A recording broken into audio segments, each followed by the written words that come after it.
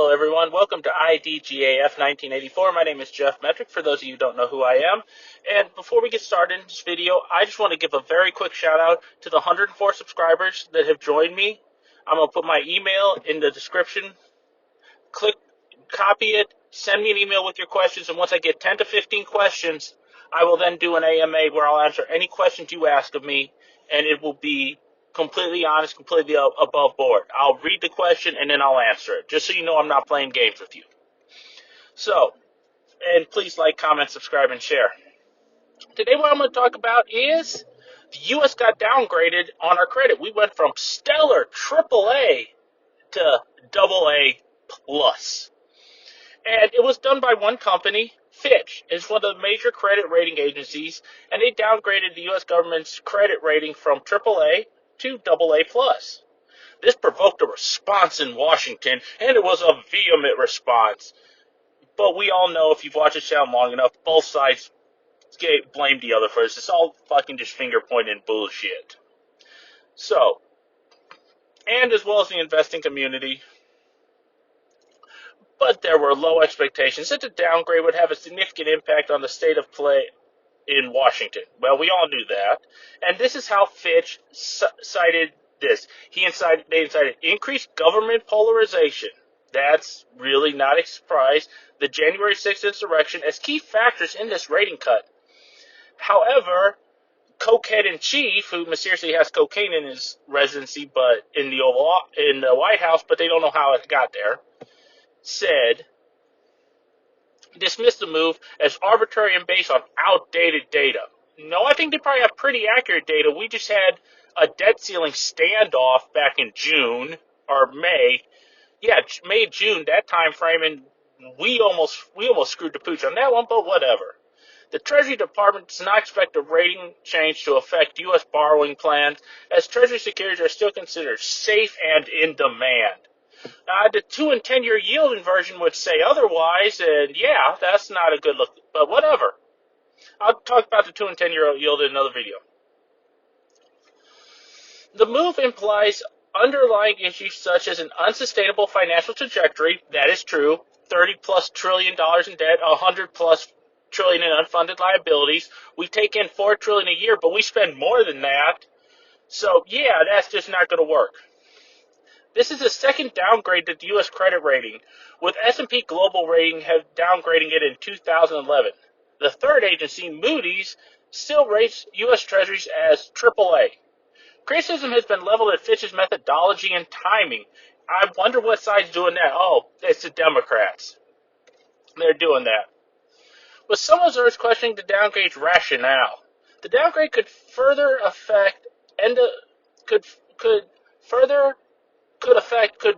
affect further efforts on future debt ceilings fight, as Fitch cited repeated political standoffs over debt limits as a reason for the downgrade. That is true. Most people don't want to deal with a company and buy bonds in a company, because that's another side of stock. You can also buy bonds in a company that cannot get anything going. Lawmakers have proposed plans to address the issue, but fiscal gridlock is expected in the fall, with government sit down potentially on the horizon again because they went on summer recess. They're going to come back in September, and they're literally going to have like 10 days before the end of the fiscal year.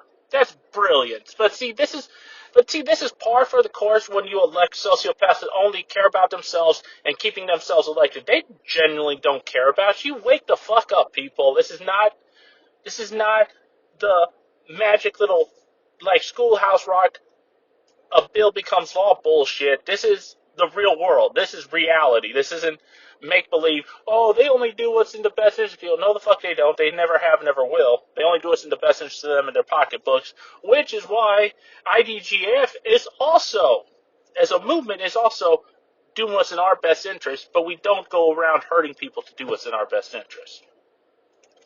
So, following this move, you know the partisan blame was going back and forth. Democrats blamed Trump for this. McCarthy and all these other asshole Republicans blamed the Democrats and their reckless spending. Now, here's the bottom line brass tacks. We right now, roughly, we almost pay for what we pay for national defense. We pay on interest on the national debt.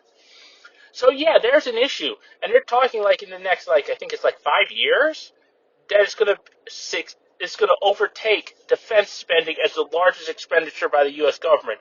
So now we come down to some hard decisions. Social Security is going to be insolvent in 10 years, and I'm sorry for the old people that may be watching this. I'm sorry you were lied to about Social Security and pensions and everything was going to be great for you. I'm sorry this is happening to you, but Social Security needs to die. Social Security was created and you may only draw on it for 2-3 years, and then you're dead. Now people live into their 90s easily. So yeah, Social Security wasn't designed for this. I shouldn't have to pay for it. No one who's working now should have to pay for your retirement. It's not our responsibility. That was your responsibility with your generation when you had the most economic mobility, but you chose not to do it. You chose to count on the government and your company to provide for you. Don't count on anyone else to provide for you. Provide for yourself. That's part of that $100 trillion plus unfunded liabilities. And now you see what's going to happen. Because even if we're still the gold standard for this, for our bonds, its interest rates keep going up, we're going to have to pay more and more on it. And like I said, they're talking $700 billion at the end in like 3-4 years. There's a great guy I want you to go see. I'll put his channel, I'll tag his video, I'll put his channel in the description. It's called, I can't remember, but you'll see it in the description. He's a really cool guy. Go and listen to him. He's really smart. So, until tomorrow, please like, comment, subscribe, share. Thank you for all the support. Give me your questions in the email address, and I'll answer them. Until tomorrow, remember, IDGAF doesn't mean fuck everyone. It means I don't give a fuck. I'm going to worry about me and help other people in the process. Till tomorrow, have a great day.